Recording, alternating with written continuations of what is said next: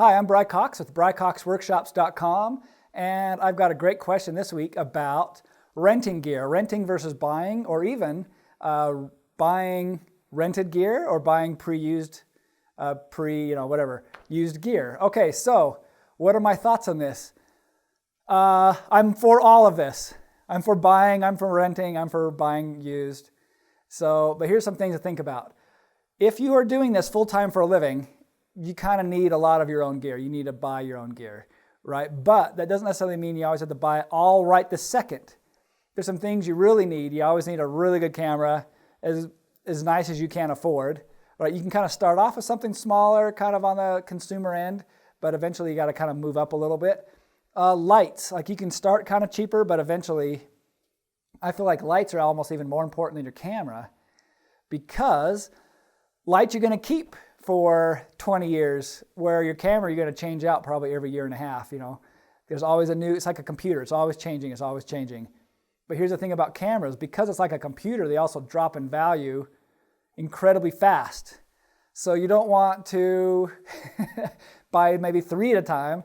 Like, I always like to have a backup camera, so I tend to use the camera that's maybe a year old as my backup, and then my newest camera is my main camera, and then I just kind of slide them down one slot as I buy the next camera. And I like to have at least a few cameras right there on hand that I can use in case something happens or in case I need to use more than one. And then from there, as far as rental gear, there's some nice things about rental gear. For instance, let's say you have a gig out of town. You're flying in, it's really hard to take a lot of your lights, right? They're big, they're bulky. But one thing you can do is there's a lot of rental houses sometimes in the town you're going to, or that'll ship to wherever you're going. And so instead of traveling with your lights, and maybe let's say it's 10 grand worth of lights, you can just rent them there, and it might only cost you $100 to $300 or something, depending on your setup for the day. So let's say you're starting out. I wouldn't necessarily go buy cheaper lights. I'm a big believer in buying some really nice lights because you're going to use them all the time. But if you can't afford them, what I would do is I'd try to line up all of your shoots maybe on one day and just rent the gear you need for that day.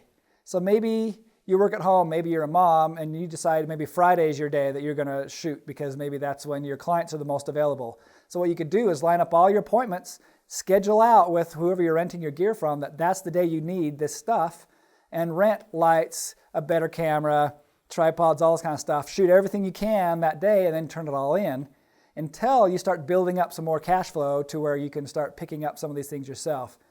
And as you start using these things, you can get a good idea as to what they're worth used, right? Keep in mind that a lot of people think their used stuff is worth a lot more than it is, especially for some reason cameras.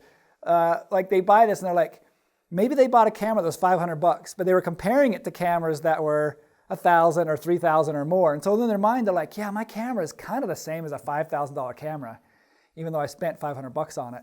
And maybe they've had it for 6 months to a year, right? It should be worth maybe $150, $200 maybe.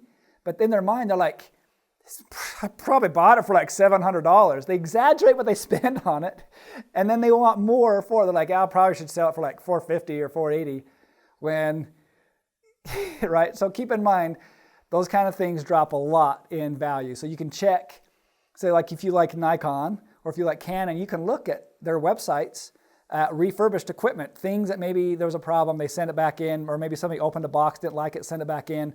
Canon, Nikon, they will open it up, refurbish the whole thing, go through it all, and resell it as used but with a warranty. So you can say, well, look, here's a used camera that's your same model with a warranty, and it's been checked out by Canon or Nikon, and here's your camera, right? And I don't know how often you've used it or how...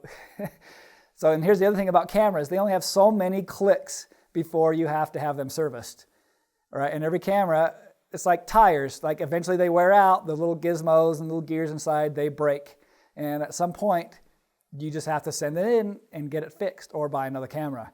So you can look on the camera. A lot of them will have a counter, and they'll tell you how many times they've taken a picture, how many shutters have gone off in that camera. You can check those kinds of things. I'm a big believer in just buying things used, but make sure when you're buying it used that you're getting it for a steal. Don't spend more on it than you should. And look into renting. If you're thinking about buying, say, Pro Photo lights or Elechrome, right? It's a couple of my favorite brands of lights.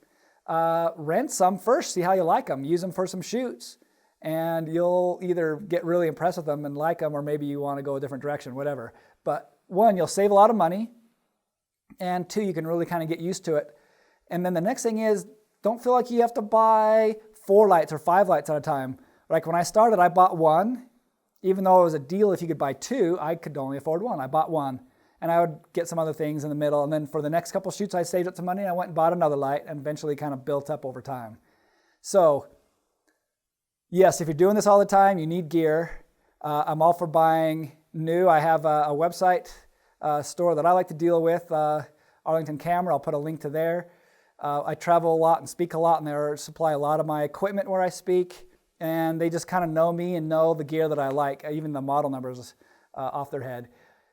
At the same time, and they're really good on prices for new. At the same time, you can always rent places and also look into, sometimes like these rental places, they'll use it for so long and then they sell it. And they're going to have a lot of a fairer price for gear. Like if they have backgrounds, maybe they're $300 when you first buy them or $1,000.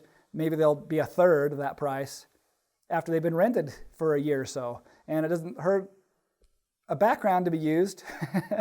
So yeah, all of those things are great and just some great things to think about. If you have a question for me, post it below, share this video to any photographer friends that you have, and let me know your question. My website is my name, BryCoxWORKSHOPS.com. All right, until next time, America.